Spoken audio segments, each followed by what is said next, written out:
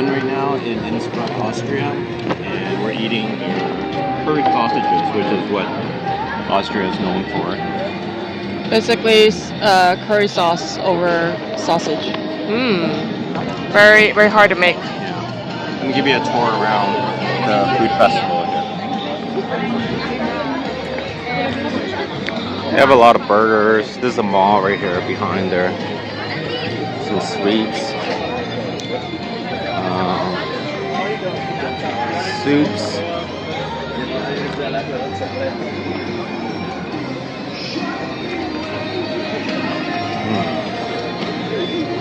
Smoked salmon.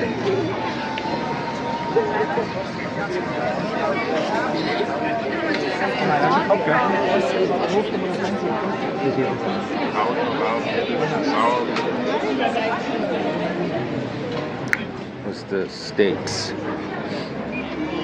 And this is the sausage stand that we got it from.